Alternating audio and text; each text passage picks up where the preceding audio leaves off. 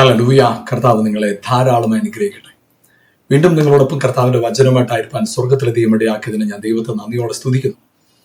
കർത്താവിന്റെ വചനം നമ്മുടെ ജീവിതത്തിൽ സാഹചര്യങ്ങൾ മാറ്റുന്നത്, അത് കർത്താവ് നമുക്കൊരു ദർശനം തന്നതാണെങ്കിൽ അതവൻ നിവർത്തിച്ചിരിക്കുന്നു. വചനം ഇങ്ങനെയാണ് പറയുന്നത്: ദർശനത്തിനൊരു അവധി വെച്ചിരിക്കുന്നു, അത് സമാപ്തിയിലേക്ക് ബന്ധപ്പെടുന്നു. അത് വൈകുന്നുവെങ്കിലും അതിനെ കാത്തിരിക്കുക, അത് വരും നിശ്ചയം. അപ്പോ അവിടെ പറയുന്നൊരു കാര്യമാണ് വരും നിശ്ചയം, അത് സമാപ്തിയിലേക്ക് ബന്ധപ്പെടുന്നു. കർത്താവ് ഒരു വാഗ്ദത്തം പറഞ്ഞെങ്കിൽ അത് നിവൃത്തിയായിരിക്കും. അതൊരു പക്ഷേ ജീവിതത്തിൽ ചുറ്റുപാടുകളും സാഹചര്യങ്ങളും ഒക്കെ നമ്മൾ നോക്കുമ്പോൾ നടക്കുമോ? എല്ലാം എതിരായിട്ട് നിൽക്കുക, അത് സംഭവിക്കുമോ? ചിലപ്പോൾ ഒരുപക്ഷെ നമ്മുടെ മനസ്സിനകത്ത് ഒരു വിധത്തിലും അത് ശരിയാകത്തില്ല എന്ന നിലയിലായിരിക്കാം ചുറ്റുപാടുകൾ മുഴുവൻ എഴുന്നേറ്റ് നിൽക്കുന്നത്. പക്ഷെ അങ്ങനെ എഴുന്നേറ്റ് നിൽക്കുമ്പോഴും നിങ്ങൾ മറക്കരുത്, ഹല്ലേലൂയ, ദൈവത്തിന്റെ കരം നിങ്ങൾക്ക് അനുകൂലമായിട്ട് നിൽക്കുമ്പോൾ മറ്റൊന്നിന് നിങ്ങൾക്കെതിരെ നിൽക്കാൻ സാധ്യമല്ല. അതുകൊണ്ട് നിങ്ങൾക്ക് വിരോധമായി പറഞ്ഞ വാക്കുകൾ, നിങ്ങൾക്ക് വിരോധമായി പ്രവർത്തിച്ച പ്രവർത്തികൾ, നിങ്ങൾക്ക് വിരോധമായി ചിന്തിച്ച ചിന്തകൾ, ഇതൊന്നും നിങ്ങളുടെ ജീവിതത്തിനകത്ത് അത് ഫലവത്താകത്തില്ല. വചനം ഇങ്ങനെ പറയുന്നത്: നിനക്ക് വിരോധമായിട്ടുണ്ടാക്കുന്ന ഒരായുധവും ഫലിക്കത്തില്ല. ഫലിക്കുകയില്ല എന്ന് പറഞ്ഞാൽ ഫലിക്കത്തില്ലെന്ന് തന്നെയാണ് അർത്ഥം. അതിന് വേറൊരു അടുത്തൊരു അർത്ഥം ചിന്തിക്കേണ്ട കാര്യമില്ല, ഫലിക്കത്തില്ല. ആമേൻ. അതുകൊണ്ട് നിങ്ങളുടെ ജീവിതത്തിനകത്ത് നിങ്ങൾ ചെയ്യുന്ന കാര്യങ്ങളെ ഒരു കാരണവശാലും ആളുകളുടെ വാക്കോ, ആളുകൾ കുറ്റപ്പെടുത്തുന്നതോ, ആളുകൾ നിരാശപ്പെടുത്തുന്നതോ, ആളുകൾ നിങ്ങളെ മോശമായിട്ട് പറയുന്നതോ, ഈ ഒരു കാര്യവും നിങ്ങളുടെ ഉള്ളിൽ ആമേൻ ഉള്ള ദൈവിക ഭാവത്തെ വിട്ടുകളയാനായിട്ട് അനുവദിക്കരുത്. ഒരു കാരണവശാലും ഒരു തിന്മയും നിങ്ങളോട് പറയുക, നീ നശിച്ചു പോകുമെന്ന് ഒരാൾ പറഞ്ഞാൽ നിങ്ങൾ ഉറപ്പിച്ചോണം നിങ്ങൾ അനുഗ്രഹിക്കപ്പെടാൻ പോകും. ഇത്ര ദിവസത്തിനകം നിന്റെ ജീവിതത്തിൽ 2 ദിവസത്തിനും 5 ദിവസത്തിനും 10 ദിവസത്തിനും ദൈവം ഇടപെടുന്നൊക്കെ ചിലപ്പോൾ ശപിക്കും. പക്ഷെ നിങ്ങളൊരു കാര്യം മനസ്സിലാക്കണം, അത് നിങ്ങളുടെ ജീവിതത്തിന് മേൽ ഫലിക്കത്തില്ല, നിങ്ങളുടെ ജീവിതത്തിന് ഫലിക്കത്തില്ല. മാത്രമല്ല, ആ സമയത്തിനകത്ത് നിങ്ങളുടെ ജീവിതത്തിനകത്ത് സൂപ്പർ നാച്ചുറൽ നന്മയായതിനെ കർത്താവ് ചെയ്ത് നിങ്ങളെ മാനിച്ചിരിക്കും. അപ്പോൾ ഒരു കാരണവശാലും എന്ത് ചെയ്യരുത്, ആ വ്യക്തിയോട് നിങ്ങൾ ഒരു കാരണവശാലും മനസ്സിൽ പ്രയാസം സൂക്ഷിക്കരുത്. ആ വ്യക്തിയോട് വെറുപ്പോ കയ്പോ പ്രയാസമോ ഒന്നും നിങ്ങൾ സൂക്ഷിക്കരുത്.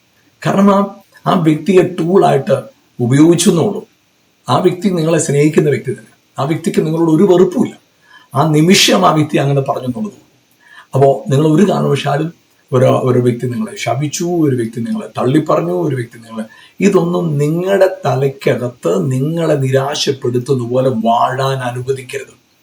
സകലത്തിനും നിങ്ങളുടെ നന്മയ്ക്കാക്കി തീർക്കാൻ കർത്താവിന് പറ്റും. എല്ലാറ്റിനും നിങ്ങൾ കടന്നു പോകുന്ന എല്ലാ വഴികളിലും അവ നിങ്ങൾക്ക് അനുകൂലമായിട്ട് നിൽക്കുക. നിങ്ങൾക്ക് വിരോധമായി എഴുന്നേറ്റ ആ പ്രതിസന്ധികളുടെ മേൽ പോലും കർത്താവിന്റെ കരം നിങ്ങൾക്ക് വേണ്ടി ചലിച്ചിരിക്കും. അതുകൊണ്ട് ഏതെങ്കിലും കാര്യത്തെക്കുറിച്ച് ഭയത്തോടെ നിങ്ങളായിരിക്കും. നിങ്ങളെക്കുറിച്ച്, നിങ്ങളുടെ ജീവിതത്തെക്കുറിച്ച് നിങ്ങൾ ഭയം നിങ്ങളുടെ അകത്തുണ്ട്, നിരാശ നിങ്ങളുടെ അകത്തുണ്ട്. വേണ്ട, നിരാശപ്പെടണ്ട, ഭയപ്പെടണ്ട. ദൈവം നിങ്ങൾക്ക് അനുകൂലമായിട്ട് നിൽക്കുക. ഒരു വിധത്തിലും നിങ്ങളുടെ ജീവിതത്തിൽ ഒരു തിന്മയും വരാൻ കർത്താവ് അനുവദിക്കത്തില്ല. അതുകൊണ്ട് നിങ്ങളെ നിരാശപ്പെടുത്തുന്ന നിലയിൽ, നിങ്ങളെ കുറ്റപ്പെടുത്തുന്ന നിലയിൽ, നിങ്ങൾക്ക് വിരോധമായ അപവാദം പറയുന്ന പോലെ എന്തെല്ലാം കാര്യങ്ങൾ എഴുന്നേറ്റോട്ടെ, ഒരു ദോഷവും ഒരു തിന്മയും നിങ്ങളുടെ ജീവിതത്തിൽ സംഭവിക്കത്തില്ല. ഒരു ദോഷവും സംഭവിക്കത്തില്ല. ആമേൻ. അതുകൊണ്ട് കർത്താവിൽ നിന്ന് ആശ്രയിച്ച് നിന്നേ, കർത്താവിൽ നിന്ന് മുറുകെ പിടിച്ചേ, അവൻ നിങ്ങളെ മാനിച്ചിരിക്കും. അത് ഞാൻ വീണ്ടും പറയുക. ചിലപ്പോൾ നമ്മുടെ ജീവിതത്തിൽ നമ്മൾ ഈ കഴിഞ്ഞ എപ്പിസോഡുകളെല്ലാം ചിന്തിച്ചല്ലോ, നമ്മുടെ ജഡരക്തങ്ങളോടല്ല നമുക്ക് പോരാട്ടം. നമുക്ക് വ്യക്തികളോട് ചിലപ്പം വെറുപ്പ് തോന്നും, കയ്പ് തോന്നും, വിദ്വേഷം തോന്നും, നമ്മൾ ഭയങ്കരമായിട്ട് പൊട്ടിത്തെറിക്കും. അത് പക്ഷെ തെറ്റാത്. കാരണം എന്താണെന്നറിയാം, നമ്മുടെ യഥാർത്ഥ ശത്രു ആ വ്യക്തിയുടെ പുറകിലാണ് നിൽക്കുന്നത്, ആ വ്യക്തിയുടെ മുമ്പിലല്ല നിൽക്കുന്നത്. നിങ്ങൾ ഒരു കാരണവശാലും എന്ത് ചെയ്യരുത്, ആ വ്യക്തിയെ നിങ്ങളുടെ ശത്രുവായിട്ട് കാണരുത്. നിങ്ങൾക്ക് വിരുദ്ധമായി പറഞ്ഞ ആള്, നിങ്ങളെ ശപിച്ച വ്യക്തി, നിങ്ങൾക്കെതിരെ കുറ്റം പറഞ്ഞ വ്യക്തി, നിങ്ങൾക്കെതിരെ പരാതി അയച്ച വ്യക്തി, നിങ്ങൾക്കെതിരെ ആ വ്യക്തിയെ നിങ്ങൾ കാണരുത്. നിങ്ങളുടെ മേലൊരു ദൗത്യമുണ്ട്, നിങ്ങളുടെ മേലൊരു ഒരു വിളി കിടപ്പുണ്ട്. ആ വിളിയെ നിങ്ങൾ തിരിച്ചറിഞ്ഞ് മുന്നോട്ട് പോകുന്നിടത്തോളം ഒരു ദോഷവും നിങ്ങളുടെ മേൽ വരത്തില്ല. ഒരു ദോഷവും നിങ്ങളുടെ മേൽ വരത്തില്ല. അത് കർത്താവ് അവിടെ എല്ലാം അസാധാരണമായ നിലയിൽ നിങ്ങൾക്ക് വേണ്ടി ഇടപെടും. അതെ, നിങ്ങൾ അത്ഭുതം കാണും. നിങ്ങളുടെ മേൽ കിടക്കുന്ന വിളി അങ്ങനത്തെ അത്ഭുതകരമായ വിളിയാണ്. നിങ്ങൾ നശിക്കത്തില്ല. ആമേൻ. നിങ്ങൾക്ക് ദോഷകാരണമായി വന്നതിനെ പോലും കർത്താവ് നന്മയ്ക്കാക്കി മാറ്റും. ആമേൻ. ഹല്ലേലൂയ. ദോഷമായി വന്നതുപോലും കർത്താവ് നിങ്ങൾക്ക് അനുകൂലമായിട്ട് മാറ്റും. നമുക്ക് ദൈവവചനത്തിൽ വായിക്കാം. റോമലേഖനത്തിൽ അതിന്റെ 8-ാം അധ്യായത്തിന്റെ അതിന്റെ 28-ാമത്തെ വാക്യം, റോമാലേഖനം 8-ാം അധ്യായം അതിന്റെ 28-ാമത്തെ വാക്യം ഇങ്ങനെയാണ് പറയുന്നത്. നമുക്ക് എല്ലാവർക്കും അറിയാവുന്ന വാക്യമാണ് റോമാലേഖനം 8-ാം അധ്യായം അതിന്റെ 28-ാമത്തെ വാക്യം. എന്നാൽ ദൈവത്തെ സ്നേഹിക്കുന്നവർക്ക് നിർണയപ്രകാരം വിളിക്കപ്പെട്ടവർക്ക് തന്നെ സകലവും നന്മയ്ക്കായി കൂടി വ്യാപരിക്കുന്നു എന്ന് നാം അറിയുന്നു. അപ്പൊ ആ വചനം വളരെ വ്യക്തമായിട്ട് പറയുന്നു, ദൈവത്തെ സ്നേഹിക്കുന്നവർക്ക് നിർണയപ്രകാരം വിളിക്കപ്പെട്ടവർക്ക് സകലതും നന്മയ്ക്കായി കൂടി വ്യാപരിക്കുന്നു. അപ്പൊ ദൈവത്തെ സ്നേഹിക്കുക, അപ്പോ നമുക്ക് ഉടനടി തന്നെ നമ്മുടെ മനസ്സിൽ ചിന്ത വരുന്നത് എന്താ?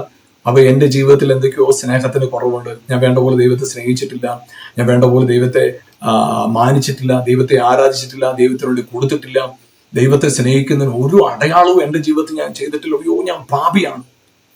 ഇവിടെ അതായത് നമ്മൾ ദൈവത്തെ സ്നേഹിക്കാനുള്ള കാരണം എന്താണെന്ന് പറയുന്നത്, നമ്മൾ ദൈവത്തെ സ്നേഹിക്കുക എന്ന് പറയുമ്പോൾ നമ്മുടെ ഉള്ളിൽ ഉണ്ടാകേണ്ട വളരെ പ്രധാനപ്പെട്ട ഒരു ചിന്ത ഇതാണ്. യോഹന്നാന്റെ 1-ാമത്തെ ലേഖനം 4-ാം അധ്യായം 19-ാം വാക്യം, അവൻ ആദ്യം നമ്മെ സ്നേഹിച്ചതുകൊണ്ട് നാം സ്നേഹിക്കുന്നു. അതായത് നമ്മൾ അവനെ സ്നേഹിക്കണമെങ്കിൽ നമുക്കൊരു ഉറപ്പ് വേണം, ദൈവം എന്നെ സ്നേഹിക്കുന്നു. ആ ഒരു ഉറപ്പ് നിങ്ങളകത്ത്, അതായത് നിങ്ങളുടെ ഉള്ളിൽ ആ ഒരു ബോധ്യം വേണം, ദൈവം എന്നെ സ്നേഹിക്കുന്നു. പരിമിതികൾ എനിക്ക് ഒത്തിരി ഉണ്ട്, ഞാൻ കുറവുള്ളവനും, എൻ്റെ ജീവിതത്തിൽ ഒരുപാട് നെഗറ്റീവ്സ് പറയാം. ആ നെഗറ്റീവിന്റെ നടുവിലും ഗോഡ് ലവ്സ് മീ, ദൈവം എന്നെ സ്നേഹിക്കുന്നു. അപ്പൊ ദൈവം എന്നെ സ്നേഹിക്കുന്നു, ദൈവം ഗോഡ് ലവ്സ് മീ എന്ന ബോധ്യം, ഹല്ലേലൂയ, ആ ബോധ്യം നിങ്ങളുടെ അകത്ത് വേരുറയ്ക്കുമ്പോൾ നിങ്ങൾ പോലും അറിയാതെ നിങ്ങളുടെ ജീവിതത്തിനകത്ത് ഒരു സംഭവം നടക്കും. എന്ത് സംഭവം അറിയാമോ? ഹല്ലേലൂയ, ആമേൻ, സകലതും നന്മയ്ക്കായി പ്രവർത്തിക്കാനായിട്ട് തുടങ്ങും. അതായത് ഞാനൊരു കാര്യം പറയാം, നിങ്ങളുടെ ജീവിതത്തിൽ ഒരു പ്രശ്നം ഉണ്ടായി, അപ്പോൾ തന്നെ നിങ്ങളിരുന്ന് നിങ്ങളെ തന്നെ വിചാരണ നടത്തുക എന്നിരിക്കട്ടെ. ഞാൻ എവിടെയാണ് തെറ്റിപ്പോയത്? എന്തുകൊണ്ടാണ് എൻ്റെ ജീവിതത്തിൽ ഈ പ്രശ്നം വന്നത്? എന്തുകൊണ്ടാണ് എൻ്റെ ജോലിയിൽ മാത്രം ഇത്തരം പ്രശ്നം? എന്തുകൊണ്ടാണ് എനിക്ക് മാത്രം ശാരീരികമായിട്ട് ഇത്ര വലിയ പ്രശ്നം? എന്തുകൊണ്ടാണ് എൻ്റെ കുടുംബജീവിതത്തിൽ മാത്രം ഇത്ര വലിയ ഇഷ്യൂ? എന്തുകൊണ്ടാണ് എനിക്ക് മാത്രം മാനസികമായിട്ട് ഇത്ര സംഘർഷങ്ങൾ? ഒരുപക്ഷെ നിങ്ങൾ ഈ വിഷയങ്ങൾ വരുമ്പോൾ നിങ്ങളുടെ മനസ്സിനകത്ത് ചോദ്യങ്ങളുടെ ശരം ഇങ്ങനെ ഉയരും. അങ്ങനെ ചോദ്യങ്ങളുടെ ശരം നിങ്ങളുടെ ഉള്ളിൽ ഇങ്ങനെ ഉയരുമ്പോൾ നിങ്ങൾ ചെയ്യേണ്ട ഒരു കാര്യം എന്താ പറയുക? നിങ്ങളെ വിലയിരുത്തുന്നത് നിർത്തുക, നിങ്ങളെ വിചാരണ നടത്തുന്നത് നിർത്തുക. നിങ്ങളുടെ ഒരു അറിവിന്റെ കഥ ഒന്ന് തുറന്നാൽ മതി. എന്തറിവാന്നറിയോ? ദൈവം നിങ്ങളെ സ്നേഹിക്കുന്നു. ദൈവം നിങ്ങളെ സ്നേഹിക്കുന്നു. വചനം എങ്ങനെ? നിത്യസ്നേഹത്താൽ അവൻ നമ്മെ സ്നേഹിച്ചു.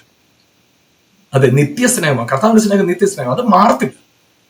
ആ സ്നേഹത്തിനകത്ത് കയറ്റിറക്കങ്ങളില്ല, അതിനകത്ത് മാറ്റങ്ങളൊന്നുമില്ല. നിത്യസ്നേഹത്താൽ ദൈവം നിങ്ങളെ സ്നേഹിച്ചിരിക്കുന്നു. അപ്പോ ആ സ്നേഹം, നിങ്ങളുടെ ശരികളും തെറ്റുകളും, നിങ്ങളൊരു തെറ്റ് ചെയ്തപ്പോൾ ഉടനെ കർത്താവ് നിങ്ങളെ ശിക്ഷിച്ചു, തകർത്തു. നിങ്ങൾ ശരി ചെയ്തപ്പോൾ ഉടനെ നിങ്ങളെ അനുഗ്രഹിച്ചു. ആ നിലയിൽ നിങ്ങൾ കാണരുത്, ആ നിലയിൽ നിങ്ങൾ ഒരിക്കലും ചിന്തിക്കരുത്. നിങ്ങളുടെ അകത്ത് ഉണ്ടാകേണ്ട ഒരു പ്രധാനപ്പെട്ട ചിന്ത എന്താണെന്ന് വെച്ചാൽ, എനിക്ക് കുറവുകളുണ്ട്, എനിക്ക് ബലഹീനതയുണ്ട്, പക്ഷേ എൻ്റെ ദൈവ സ്നേഹം, എന്നോടുള്ള ദൈവത്തിന്റെ സ്നേഹത്തിന് ഒരു മാറ്റമില്ല. Still he is same. ഇപ്പോഴും എൻ്റെ ദൈവത്തിന്റെ സ്നേഹം സെയിം ആയിട്ട് എന്നിൽ നിൽക്കുന്നു എന്നൊരു ബോധ്യം വന്നാൽ മതി. നിങ്ങൾക്കൊരു പ്രശ്നം ഉണ്ടായി, അപ്പോൾ തന്നെ നിങ്ങൾ വിലയിരുത്തി, നിങ്ങൾ ഇവാലുവേറ്റ്, നിങ്ങളെ തന്നെ നിങ്ങൾ വിചാരണ നടത്തി. നിങ്ങൾ പറഞ്ഞു എവിടെയാ പ്രശ്നം പറ്റിയത്, അത് പ്രശ്നം പറ്റിയത്. ഉടനെ നിങ്ങളെ കുറിച്ച് കുറച്ച് കാര്യങ്ങളിലിരുന്ന് എവിടെയാണ് എനിക്ക് തെറ്റു പറ്റിയത്, നിങ്ങൾ അതെല്ലാം പഠിച്ചു. ആ തെറ്റുകളൊക്കെ തിരുത്തി വരുമ്പോഴത്തേന് ഈ പ്രശ്നത്തിനകത്തുനിന്ന് നിങ്ങൾക്ക് കരകയറാൻ മേലാത്തോടെ നിങ്ങളാവും. പക്ഷെ ആ പ്രതികൂലങ്ങളുടെ നടുവിൽ നിന്നുകൊണ്ട് നിങ്ങളൊന്ന് ചിന്തിക്കാമോ, എന്റെ ജീവിതത്തിൽ ഒരു തിന്മയും വരാതെ വണ്ണം ദൈവം എന്നെ സ്നേഹിക്കും. God loves me. ദൈവം എന്നെ സ്നേഹിക്കുന്നു. ഒരു പ്രതികൂലവും ഒരു പ്രതിസന്ധിയും എന്റെ ജീവിതത്തിൽ എന്നെ തൊടാതെ വണ്ണം ഗോഡ് ലവ്സ് മീ. ദൈവം എന്നെ സ്നേഹിക്കും. അപ്പൊ ആ ദൈവം നിങ്ങളെ സ്നേഹിക്കുന്നു എന്നുള്ള, ദൈവത്തിന്റെ സ്നേഹം നിങ്ങളിൽ വസിക്കുന്നു എന്നുള്ള ബോധ്യം നിങ്ങളുടെ അകത്ത് വരുമ്പോൾ ആ ഒരു ഉറപ്പ് മതി. സത്യം നിങ്ങൾ അറിയും, സത്യം നിങ്ങളെ സ്വതന്ത്രമാക്കും. സത്യം നിങ്ങളെ സ്വതന്ത്രമാക്കും. ഒരു കാരണവശാലും നിങ്ങളുടെ ജീവിതത്തിൽ പിശാച് പറയുന്ന നുണയില്ല, നുണയുടെ കൂമ്പാരമാക്കി നിങ്ങളെ മാറ്റിവെച്ചിരിക്കും. നിങ്ങളുടെ ജീവിതത്തിനകത്ത് നുണ പറഞ്ഞ് നിങ്ങളുടെ ജീവിതത്തെ തകർത്തു വെച്ചിരിക്കുന്നു. ഞാൻ പറയട്ടെ, ഹല്ലേലൂയ, നിങ്ങളുടെ ജീവിതത്തിനകത്ത് നിങ്ങളോട് തന്നെ ഒരു ഉറപ്പ് വേണം, ദൈവം എനിക്ക് അനുകൂലമായിട്ട് നിൽക്കുക, ആരും എനിക്കെതിരെ നിൽക്കാൻ സാധ്യമല്ല, ഒന്നും നിൽക്കത്തില്ല, ഒരു പ്രതിസന്ധി നിങ്ങൾക്കെതിരെ നിൽക്കത്തില്ല. യെസ്, ഈ ദിവസങ്ങളിൽ ഹല്ലേലൂയ. അപ്പോൾ നമ്മുടെ ജീവിതത്തിനകത്ത് നമ്മുടെ ഈ പ്രതിസന്ധികൾ വരുമ്പോൾ, അത് നമ്മുടെ ജീവിതത്തിൽ ചില വെല്ലുവിളികൾ വരുമ്പോൾ ഒരിക്കലും പിശാചിന് വാതിൽ തുറന്നു കൊടുക്കരുത്. പിശാചിന് വാതിൽ തുറന്നു കൊടുക്കുന്ന എപ്പോഴും നമുക്കറിയാം, ആദം ആദ്യം ചെയ്തൊരു കാര്യമാണ് പഴം പറിച്ചു തിന്നു. അത് തെറ്റാണ്, അത് പാപമാണ്. പക്ഷെ ആ പാപം അവനെ വാഴാൻ തുടങ്ങിയത് ഭയം വന്നത്, ഭയമാണ്. മരണഭയത്തിലായിരുന്നവരെന്നാ വചനം പറയും. മരണഭയം. അപ്പൊ അവരെ വാണുകൊണ്ടിരുന്നത് മരണത്തിന്റെ ഭയമാണ്. അവരെ വാണുകൊണ്ടിരുന്നത്. അപ്പൊ അവരുടെ ജീവിതത്തിന് അവർക്ക് വിരോധമായിട്ട് നിന്നത് മരണഭയമാണ്. ഇപ്പൊ യോബിന്റെ ജീവിതത്തില്, യോബിന്റെ പുസ്തകം 3-25 വാക്യത്തിൽ പറയുന്നത് ഇങ്ങനെ: ഞാൻ പേടിച്ചതിനെ എനിക്ക് ഭയപ്പെട്ടു, ഞാൻ ഭവിച്ചു, ഞാൻ ഭയപ്പെട്ടത് എനിക്ക് നേരിട്ടു. അപ്പൊ അവരുടെ ജീവിതത്തിന് അവരെ ഞെരുക്കിയ സാധനം എന്ന് പറയുന്നത്, വിഷയമെന്ന് പറയുന്നത് അവരുടെ അകത്തു വന്ന, അയ്യൂബിന്റെ അകത്തു വന്ന ഭയമാണ്. അവർക്ക് ആദ്യം അവർ ഉള്ളിൽ വന്ന ഭയം. നമ്മുടെ ഉള്ളിൽ, നമ്മുടെ ജീവിതത്തിനകത്ത് നമ്മളെ ദൈവം സ്നേഹിക്കുന്നു എന്ന ബോധ്യത്തിൽ മാത്രമേ തികഞ്ഞ സ്നേഹത്തിനെ ഭയത്തെ പുറത്താക്കാൻ കഴിയും. നമ്മുടെ സ്നേഹം എല്ലാം തികവില്ലാത്ത സ്നേഹമാണ്. നമ്മുടെ ഭയം നമ്മുടെ ഉള്ളിൽ നിന്ന് പോകണമെങ്കിൽ തികഞ്ഞ സ്നേഹത്തിന്റെ ബോധ്യം നമ്മുടെ അകത്ത്. നിങ്ങളുടെ അകത്ത് തികഞ്ഞ സ്നേഹത്തിന്റെ ബോധ്യമുണ്ടോ? സ്നേഹം, തികവായ സ്നേഹം, ദൈവസ്നേഹം, ആ സ്നേഹത്തെ കുറിച്ച് ബോധ്യമുണ്ടോ? എന്റെ ജീവിതത്തിൽ എനിക്ക് കുറവുകളുണ്ട്, എനിക്ക് ബലഹീനതകളുണ്ട്. ബട്ട് ഞാൻ ദൈവത്തെ സ്നേഹിക്കുന്നതിനകത്ത് ഞാൻ അത്ര പെർഫെക്റ്റ് അല്ല. But God's love is perfect towards me. ദൈവത്തിന് എന്നോടുള്ള സ്നേഹം പെർഫെക്റ്റ് ലവ് ആണ്. ആ സ്നേഹത്തിന്റെ അറിവ് നിങ്ങളുടെ അകത്ത് വരുമ്പോഴാണ് നിങ്ങളുടെ അവസ്ഥ മാറുന്നത്. അപ്പൊ ഇവിടെ പറയുന്നത്, ദൈവത്തെ സ്നേഹിക്കുന്നവർക്ക്, നിർണയപ്രകാരം വിളിക്കപ്പെട്ടവർക്കും സകലതും നന്മയ്ക്കായി കൂടി വ്യാപരിക്കും. നിങ്ങളുടെ ജീവിതത്തിൽ നിങ്ങൾ എന്തെങ്കിലും തിന്മയെ ഭയന്ന് കഴിയുന്നവരാണോ? തിന്മ വരുമെന്ന് ഭയം നിങ്ങളുടെ അകത്തുണ്ടോ? നിങ്ങളോട് തന്നെ നിങ്ങളൊന്ന് പറഞ്ഞുറപ്പിക്കണം, ഇല്ല, ദൈവത്തെ സ്നേഹിക്കുന്ന എനിക്ക് സകലതും നന്മയ്ക്കായി കൂടി വ്യാപരിക്കും. ഒരു ദോഷവും നിന്റെ ശരീരത്തിലാകട്ടെ, കുടുംബത്തിലാകട്ടെ, നിന്റെ ആരോഗ്യത്തിലാകട്ടെ, നിന്റെ സമ്പത്തിലാകട്ടെ, നിന്റെ തലമുറകളുടെ മേലാകട്ടെ, നിന്റെ ജീവിത പങ്കാളിയുടെ മേലാകട്ടെ, നിന്റെ ശുശ്രൂഷയുടെ മേലാകട്ടെ, നിന്റെ ജോലിയുടെ മേലാകട്ടെ, നിന്റെ ഭാവിയുടെ മേലാകട്ടെ, ഒരു തിന്മയും വരാൻ ദൈവം അനുവദിക്കത്തില്ല. കാരണം ദൈവം കാവലായി നിൽക്കുക നിങ്ങൾക്ക് വേണ്ടി. ഒരു തിന്മയും ഒരു ദോഷവും വരാതെ വേണം. ദൈവത്തിന്റെ പ്രൊട്ടക്ഷന്റെ കീഴിലാണ്, ആ ദൈവത്തിന്റെ കവറിങ്ങിനകത്താണ്. Yes, so nothing to worry. നിങ്ങൾക്ക് വറീഡ് ആകാനായിട്ട്, നിങ്ങൾക്ക് ഭാരപ്പെടാനായിട്ട് അവിടെ ഒന്നുമില്ല. നിങ്ങൾക്ക് നിരാശപ്പെടാനായിട്ട് അവിടെ ഒന്നുമില്ല. നിങ്ങളുടെ ജീവിതത്തിനകത്ത് കുതിച്ചു മുന്നേറാനുള്ളത് മുഴുവൻ കർത്താവ് ചെയ്തു വെച്ചിട്ടുണ്ട്. അത് നിങ്ങളൊന്ന് തിരിച്ചറിഞ്ഞാൽ മതി. അത് നിങ്ങളുടെ ഉള്ളിൽ ആ ബോധ്യം ഒന്ന് വന്നാൽ മതി. ബാക്കി കർത്താവ് ചെയ്യും, അത്ഭുതകരമായിട്ട് കർത്താവ് ചെയ്യും. അതുകൊണ്ട് നിങ്ങളുടെ ജീവിതത്തിനകത്ത് നിങ്ങളുടെ സാഹചര്യങ്ങൾ എന്തുമാകട്ടെ, ഒരു തിന്മയും, അതായത് ചിലരുടെ ജീവിതമൊക്കെ കണ്ടിട്ട് നിങ്ങളുടെ അകത്ത് ചിലപ്പോൾ നിങ്ങളെ വിലയിരുത്തും. ആ പ്രശ്നം, ഈ പ്രശ്നം, അതുപോലെ സംഭവിക്കും. ഇല്ല, യു ആർ ഡിഫറെന്റ്. ഒരുപക്ഷെ നിങ്ങൾ ഒരു ശുശ്രൂഷ നിൽക്കുന്ന ആളാണെങ്കിൽ മറ്റു ശുശ്രൂഷകന്മാരെ ആയിട്ട് വെച്ച് തന്നെ നിങ്ങൾ വിലയിരുത്തും. നിങ്ങളുടെ ഒരു ജോലിക്കാരാണ്, നിങ്ങൾ ആ ജോലിയുടെ ഇതിനു മുമ്പ് നിങ്ങളെപ്പോലെ ജോലി ചെയ്തവരോട്ട് വെച്ച് നിങ്ങളെ വിലയിരുത്തും. നിങ്ങളൊരു വിശ്വാസിയാണെങ്കിൽ മറ്റുള്ള നിങ്ങളുടെ ചർച്ചയിൽ അല്ലെങ്കിൽ നിങ്ങളുടെ കൂടെ നിങ്ങൾക്ക് അറിയാവുന്ന ഏറ്റവും നല്ല വിശ്വാസിയായിട്ട് വെച്ച് നിങ്ങളെ കമ്പയർ ചെയ്യും. അവർക്കല്ലേ ഇങ്ങനെ സംഭവിച്ചു, അപ്പൊ നമുക്ക് സംഭവിക്കും. ആ ദൈവദാസന്റെ ജീവിതത്തിൽ ഇങ്ങനെ സംഭവിച്ചു, അപ്പൊ നമുക്ക് സംഭവിക്കും. പക്ഷെ ഞാനൊരു കാര്യം പറയാം, നെവർ. നിങ്ങളുടെ ജീവിതത്തിൽ ദൈവം വെച്ചിരിക്കുന്നത് നിങ്ങൾക്ക് വേണ്ടി മാത്രമുള്ളത്. അത് വേറെ ഒരാളുമായിട്ട് നിങ്ങൾക്ക് തുലനം ചെയ്യാൻ പറ്റത്തില്ല. അതുപോലത്തെ പ്രവൃത്തിയാണ് നിങ്ങളെക്കുറിച്ച് കർത്താവിന്റെ പദ്ധതിയിലുള്ളത്. അതേ നിങ്ങളിൽ സംഭവിക്കും. വേറൊന്നും സംഭവിക്കത്തില്ല. ഹല്ലേലൂയ. അതുകൊണ്ട് നിങ്ങളുടെ ജീവിതത്തിനകത്ത് നിങ്ങൾ എടുക്കുന്ന ഓരോ ചുവടുകളിലും, ഓരോ സ്റ്റെപ്പിലും നിങ്ങളുടെ ജീവിതത്തിൽ ഒരിക്കലും നിങ്ങൾ മറന്നു പോകരുത്. ഹല്ലേലൂയ. നിങ്ങളെക്കുറിച്ചുള്ള കർത്താവിന്റെ പദ്ധതി അസാധാരണമായതാണ്. അതുകൊണ്ട് ദൈവം എനിക്ക് അനുകൂലമായിട്ട് നിൽക്കുക. ഇവിടെ പറയുന്നത് ദൈവത്തെ സ്നേഹിക്കുന്നവർക്ക്, നിർണയപ്രകാരം വിളിക്കപ്പെട്ടവർക്ക്. ആമേൻ. നിർണയപ്രകാരം, അതായത് ഒരു പദ്ധതിയോടുകൂടി വിളിക്കപ്പെട്ടിരിക്കുക. നിങ്ങളുടെ മേലൊരു പദ്ധതിയുണ്ട്. ഞാൻ ചോദിക്കട്ടെ, നിങ്ങൾ ഒരു പദ്ധതിയോടെയാണ് വിളിച്ചതെങ്കിൽ ആ വിളിയെ ഞാനത് പറയാം. അതായത് ചിന്തിച്ചു നോക്കുക, ദൈവം ഹല്ലേലൂയ ആമേൻ അബ്രഹാമിനെ വിളിച്ച വിളി ഇതാണ്: ബഹുജാതികളുടെ പിതാവായിട്ട് അബ്രഹാമിനെ വിളിച്ചു. ഇത് 13-ാമത്തെ അധ്യായത്തിൽ കർത്താവ് പറഞ്ഞു. 12-ാം അധ്യായത്തിൽ കർത്താവ് പറഞ്ഞു. 13-ാം അധ്യായത്തിലും 14-ാം അധ്യായത്തിലും ഒക്കെ അബ്രഹാം സാറയെ സഹോദരി എന്ന് പറയുകയും പരിചയപ്പെടുത്തുകയും ചെയ്യുന്ന സാഹചര്യം ഉണ്ടാകും.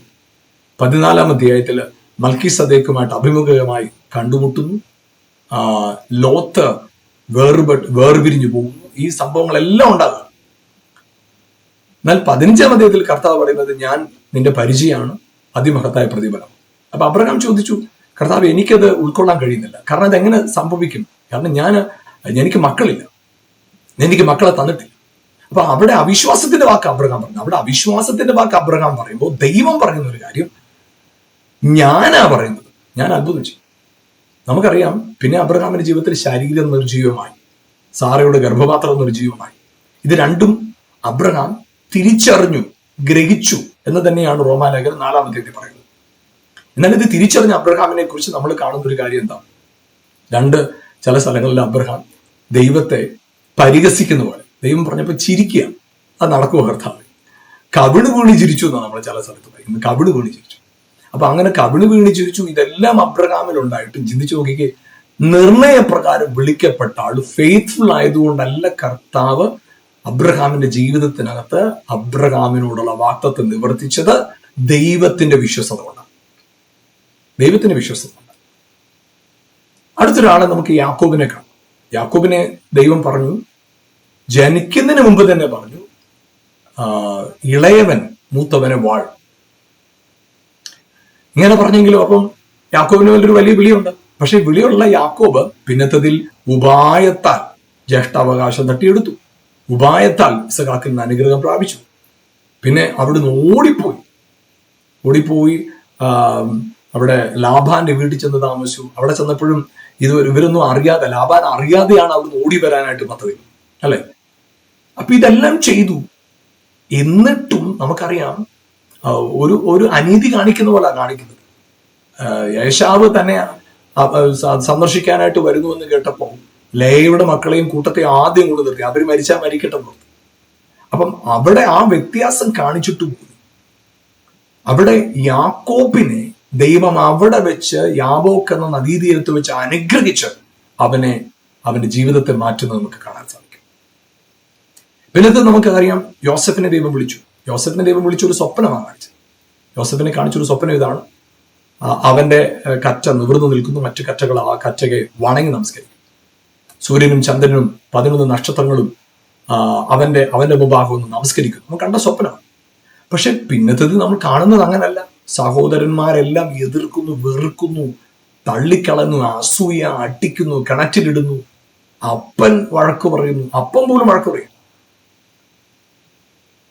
പിന്നെ രാജാവാകേണ്ടവൻ അല്ലെങ്കിൽ അധിപതിയായി തീരേണ്ടവൻ അടിമ വീട്ടിൽ അടിമയായിട്ട് ജോലി ചെയ്യണം. നടക്കാൻ പോകുന്ന കാര്യമാണിത്. അടിമയായിട്ടിരിക്കുക. ഈ അടിമയായിട്ടിരുന്നവനായ ഈ യോസഫ് പിന്നത്തതിൽ ചെയ്യാത്ത തെറ്റിന് കാരാഗ്രഹത്തിലേക്ക് എടുത്തുകൊണ്ടു. കാരാഗ്രഹത്തിൽ പോയ യോസഫ് ഇനി സാധ്യതയില്ല. കാരണം റെക്കമെൻഡ് ചെയ്യാൻ ആളില്ല. അവിടെ അന്നത്തെ കാലത്ത് അകത്ത് പോയ ആൾക്ക് ഇനി ഒരു സ്കോപ്പില്ല. കാരണം അവിടെ ഒരു ഹോപ്പില്ല ഇനി. കാരണം യോസഫിനെ സംബന്ധിച്ചിടത്തോളം അന്യനാണ്. വലിയൊരു തെറ്റാണ് അവന് വിളിച്ചു ചുമത്തിയിരിക്കുന്നത്. പിന്നെ പുറത്തു വരാൻ സാധ്യത. പക്ഷേ അവന്റെ സാഹചര്യങ്ങൾ അനുകൂലമായതുകൊണ്ടല്ല, ദൈവത്തിന്റെ വിശ്വസ്തത അവൻ അവസ്ഥയെ മാറ്റി. ഞാൻ പറയട്ടെ, നിങ്ങളുടെ സാഹചര്യം എന്തെല്ലാമാണെങ്കിൽ ഇന്ന് ഈ ദൂത് നിങ്ങൾ കേൾക്കുമ്പോൾ ഇന്ന് തന്നെ നിങ്ങളുടെ ജീവിതത്തിനകത്ത് ചില അത്ഭുതങ്ങൾ നടക്കും. ഇന്ന് തന്നെ, അടുത്ത ആഴ്ചയല്ല, നാളെയല്ല, ഇന്ന് തന്നെ കർത്താവ് ചില അത്ഭുതങ്ങൾ ചെയ്യാം. ആമേൻ. പ്രിയപ്പെട്ടവർ, പിന്നെ നമുക്ക് വളരെ അടുത്ത് നമുക്ക് കാണാൻ കഴിയുന്നതാണ് മോശയാണ് ദൈവം ജനത്തെ വിടിവിക്കാനായിട്ട് ഉപയോഗിച്ചത്.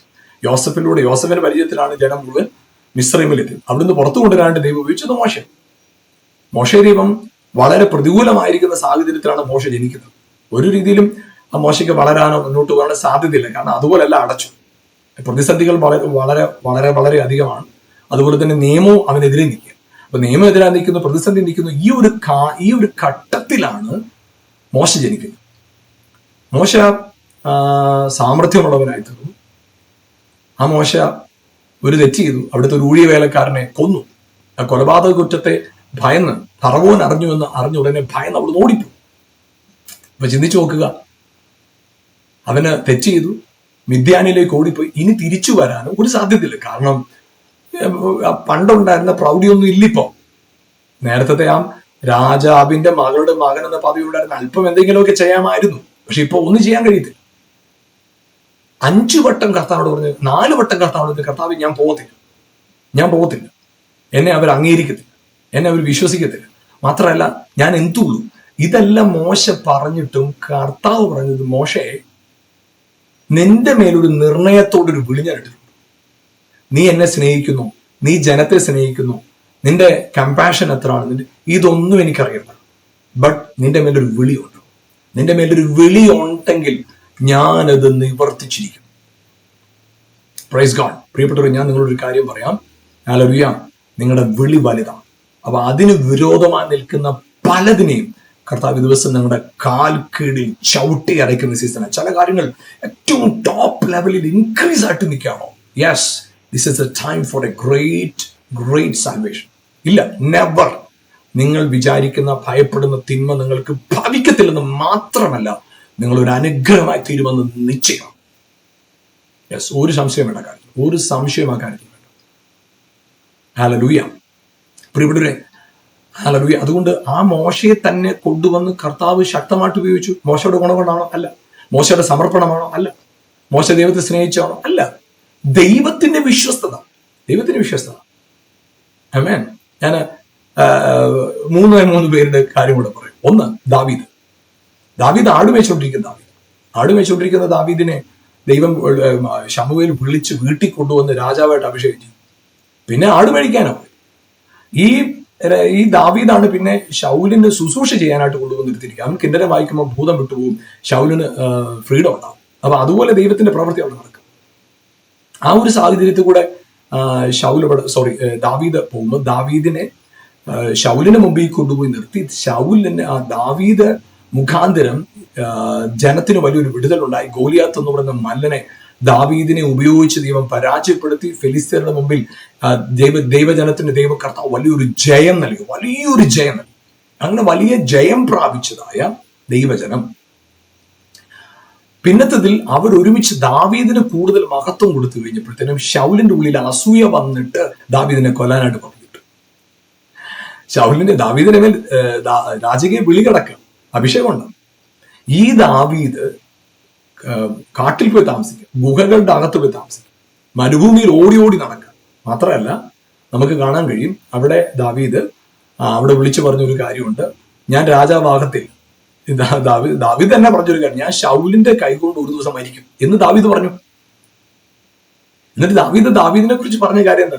ശൗലിനോട് ചോദിക്കുക, കർത്താവ് രാജാവെ അങ്ങ് ആരെയാ തേടി നടക്കുന്നത്? ചത്ത നായ. അപ്പൊ ദാവീദിനെ തന്നെ കമ്പയർ ചെയ്യുന്നത് നായ്ക്ക് തുല്യമായിട്ടാണ്. അപ്പൊ ഇങ്ങനെയുള്ള ദാവീദ് രാജാവാകാനുള്ള ഒരു സാധ്യതയും മുമ്പിലില്ല. പക്ഷെ ദൈവം വിളിച്ചതാണോ? ആക്കിയിരിക്കും. ഞാൻ രണ്ടുപേരുടെ കാര്യം കൂടെ പറയാം. ഒന്ന്, പത്രോസിനെ കർത്താവ് പറഞ്ഞൊരു കാര്യമാണ്, നിന്നെ ഞാൻ മനുഷ്യരെ പിടിക്കുന്നവരാണ്, നിന്റെ വെളിപ്പാടിന് മേൽ ഞാൻ എന്റെ സഭയെ പണിയും, നീ തിരിച്ചു വന്നിട്ട് സഹോദരങ്ങളെ ഉറപ്പിക്കും. ഇത്തരം കാര്യങ്ങൾ കർത്താവ് പറയും. ഇവിടെ ചിന്തിച്ചു നോക്കി, ഇതൊന്നും നടക്കത്തില്ലാത്തവണ്ണം പത്രോസ് മുഴുവൻ തെറ്റിപ്പോയി. കർത്താവിനെ തള്ളി പറഞ്ഞു, ഉയർത്തെഴുന്നേറ്റ് കിടന്നിട്ട് പിന്നെയും മീൻ പിടിക്കാൻ പോയി. ഇതെല്ലാം ചെയ്ത പത്രോസിനെ പറഞ്ഞ കാര്യത്തിൽ പത്രോസിനെ കൊണ്ടുവന്നിരുത്തി. പത്രോസിന്റെ വിശ്വസ്തതയല്ല, പത്രോസ് ദൈവത്തോട് കാണിച്ച സ്നേഹമോ വലിയ കാര്യമൊന്നുമല്ല. കാരണം സ്നേഹിക്കുന്നു മൂന്നാം വട്ടം ചോദിച്ചപ്പോഴത്തേനും പത്രോസിന് മറുപടി പറയാനില്ല. അതുപോലെ ആയ പത്രോസിനെ അവൻ സ്നേഹിച്ചതുകൊണ്ടല്ല, ദൈവം അവന്റെ മേലൊരു വിളി വെച്ചിരുന്നത് കൊണ്ട് അവനെ ആ വിളിയിൽ കർത്താവ് എത്തിച്ചുവെങ്കിൽ, ആമേൻ, ഹല്ലേലൂയ, നിങ്ങളുടെ ജീവിതത്തിലും അത്ഭുതം കർത്താവ് ചെയ്യും. ശൗലിന്റെ ജീവിതത്തിൽ ശൗല് ഗർഭം മുതൽ തന്നെ വിളിച്ചു വേർതിരിച്ചു എന്നാണ് ഗലാത്യ ലേഖനം 1-ാം അധ്യായത്തിൽ പൗലോസിനെ കുറിച്ച് പറയുന്നത്. പക്ഷേ ദൈവസഭയ്ക്ക് ഏറ്റവും കൂടുതൽ പ്രയാസം ഉണ്ടാക്കിയ വ്യക്തിയാ പൗലോസ്. ആ പൗലോസ് സഭയ്ക്ക് വിരോധമായി പ്രശ്നം ഉണ്ടാക്കിയത് കൊണ്ടോ, സ്തെഫാനോസിനെ കൊന്നപ്പോൾ അവന് സമ്മതം കൊടുത്തത് കൊണ്ടോ, അല്ലെങ്കിൽ സഭയ്ക്ക് വിരോധം എന്തൊക്കെയോ കാര്യങ്ങൾ പൗലോസ് ദമസ്കോസിലേക്ക് ജനത്തെ പിടിച്ചുകെട്ട് കൊന്നുകളയാനായിട്ട് പോകും. കൊല നിശ്വസിച്ചുകൊണ്ടെന്നാണ് പറയുന്നത്. പക്ഷേ അതുകൊണ്ടൊന്നും കർത്താവ് പൗലോസിന്റെ മേൽ വെച്ച് വിളി മാറ്റിയില്ല. ഞാൻ പറയട്ടെ, ദൈവത്തെ സ്നേഹിക്കുന്നവർക്ക്, നിർണയപ്രകാരം വിളിക്കപ്പെട്ടവർക്ക് സകലതും നന്മയ്ക്കായി കൂടി വ്യാപരിക്കുന്നു. നിങ്ങളുടെ ജീവിതത്തിൽ ഇന്നുവരെ നിന്ന സകല തിന്മകളും തിരിഞ്ഞു മറിയാൻ പോവാ. ഇന്നുവരെ നിങ്ങൾക്ക് വിരോധമായി നിന്ന, ഇന്ന് കണ്ട മിസ്രൈമിനെ ഇനിമേൽ നിങ്ങൾ കാണത്തില്ലെന്ന് വചനം പറയുന്നെങ്കിൽ അത് നിങ്ങളുടെ ജീവിതത്തിൽ നിന്ന് സംഭവിക്കുന്ന ദിവസമാണ്. അത് നിങ്ങളുടെ ലൈഫ് ഇന്ന് തന്നെ, ടുഡേ, നാളെ കഴിഞ്ഞല്ല, അടുത്ത ആഴ്ച അല്ല, അടുത്ത മാസമല്ല, ഇന്ന് നിങ്ങൾ ഈ വചനം കേട്ടുകൊണ്ടിരിക്കുമ്പോൾ തന്നെ നിങ്ങളുടെ വീട്ടിനകത്ത്, നിങ്ങളുടെ ജീവിതത്തിൽ, നിങ്ങളുടെ കുടുംബത്തിനകത്ത്, നിങ്ങളുടെ ശരീരത്തിൽ, നിങ്ങളുടെ സമ്പത്തിൽ, നിങ്ങളുടെ ആരോഗ്യത്തിൽ, നിങ്ങളുടെ വിളിക്ക് വിരോധമായി എഴുന്നേറ്റ് നിൽക്കുന്ന പല പിശാചിന്റെ തന്ത്രങ്ങളും നിർവീര്യമാവുകയാണ്. ദൈവ ശക്തി അതിനെ മേൽ ചലിക്കുക യേശുവിന്റെ നാമത്തിൽ ഇപ്പോൾ തന്നെ. Yes, hallelujah. അതിന് നിങ്ങളിൽ ഉണ്ടാകുന്ന ഒറ്റ കാര്യം ദൈവത്തെ സ്നേഹിക്കുന്ന ഹൃദയമുള്ളവരാകുക എന്നുള്ളതല്ല, ദൈവം നിങ്ങളെ സ്നേഹിക്കുന്നു എന്നുള്ള അറിവുള്ളവരാകുക എന്നുള്ളതാണ്. യേശുവിന്റെ നാമത്തിൽ ഇപ്പോൾ ഞാൻ കൽപ്പിക്കുന്നു, നിങ്ങളുടെ ജീവിതത്തിനകത്ത് നിങ്ങൾക്ക് വിരോധമായി നിൽക്കുന്ന സകല കോട്ടകളും തകരട്ടെ, നിങ്ങൾക്ക് വിരോധമായി നിൽക്കുന്ന പ്രതിസന്ധികൾ പൊളിയട്ടെ, ആ ശാപം മാറട്ടെ, ആ പ്രതിസന്ധികൾ മാറട്ടെ, ആ പ്രതികൂലങ്ങൾ മാറട്ടെ. ഇപ്പോൾ തന്നെ നിങ്ങളിൽ യെസ് അസാധാരണമായ ഒരു പ്രവൃത്തി നടക്കുക, നിങ്ങളൊരു അസാധാരണമായ പ്രവൃത്തി നടക്കുക. നിങ്ങൾക്ക് ഒരു തിന്മയും വരാൻ കർത്താവ് അനുവദിക്കത്തില്ല. Yes, hallelujah. നിങ്ങൾക്ക് തിന്മയായി പറഞ്ഞ അതേ വാക്ക് തന്നെ നിങ്ങളുടെ നന്മയ്ക്കാക്കി കർത്താവ് മാറ്റും, നിങ്ങളുടെ നന്മയ്ക്കാക്കി മാറ്റും. ഹല്ലേലൂയ. ആമേൻ. നിങ്ങളുടെ നന്മയ്ക്കാക്കി കർത്താവ് തന്നെ മാറ്റും. ഹല്ലേലൂയ. ഗോലിയാത്ത് പറഞ്ഞു, നിന്നെ ഞാൻ കൊല്ലും, നിന്റെ ശവം, നിന്റെ മാംസം ഞാൻ ആകാശത്തിലെ പക്ഷികൾക്ക് ഇട്ടുകൊടുക്കും. ഹല്ലേലൂയ. ആമേൻ. ദാവീദ് അങ്ങനെ പറയാനായിട്ട് പ്ലാൻ ചെയ്തൊന്നും പോയതല്ല, പക്ഷെ ദാവീദ് അത് തിരിച്ചു പറഞ്ഞു. സംഭവിച്ചെന്താണെന്നറിയോ? അവൻ പറഞ്ഞു, ഗോലിയാത്ത് പറഞ്ഞത് സംഭവിച്ചല്ല, പക്ഷെ ദാവീദ് പറഞ്ഞ സംഭവം നീ ഒരു അനുഗ്രഹമായി തീരും.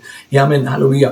ചില ദിവസങ്ങൾക്കകത്ത് നിന്റെ ജീവിതത്തിൽ ഇന്നു വരെ നീ കണ്ടിട്ടില്ലാത്ത അത്ഭുതങ്ങളെ നീ കാണും. ഹല്ലേലൂയ. നിന്റെ ഗുണം കൊണ്ടല്ല, നിന്റെ നല്ല പ്രവൃത്തി കൊണ്ടല്ല, ബിക്കോസ് ഗോഡ് ലവ്സ് യു. അത്ഭുതത്തിന്റെ ദിവസമായി മാറട്ടെ. നിരാശകളെ എടുത്തു കളഞ്ഞ്, കുറ്റബോധങ്ങളെ എടുത്തു കളഞ്ഞ്, നിങ്ങളുടെ അയോഗ്യതകളുടെ ഭാവത്തെ ഒന്ന് മറന്നേ, നിങ്ങളുടെ കുറവുകളെ ഒന്ന് മറന്ന്, നിങ്ങളുടെ ബലഹീനതകളെ ഒന്ന് മറന്ന്, നിങ്ങളെക്കുറിച്ചുള്ള ദൈവിക പദ്ധതിയെ അവനൊന്ന് മുന്നിൽ കണ്ടേ, നിങ്ങളുടെ കുറവുകളെല്ലാം എടുത്തു കളഞ്ഞ്, നിങ്ങളുടെ ബലഹീനതകൾ എടുത്തു കളഞ്ഞ്, ഒരു ദോഷവും നിങ്ങളുടെ ജീവിതത്തിൽ സംഭവിക്കത്തില്ല. നിങ്ങൾ പേടിക്കേണ്ട, ഒരു ദോഷവും നിങ്ങളുടെ ജീവിതത്തിൽ സംഭവിക്കത്തില്ല. നിങ്ങളെക്കുറിച്ചുള്ള കർത്താവിന്റെ പദ്ധതി ഏറ്റവും നല്ലതാണ്. ഒരു തിന്മയും നിങ്ങളുടെ ജീവിതത്തിൽ വരാതെ വേണം. ദൈവകൃപ നിങ്ങളെ കവർ ചെയ്യും.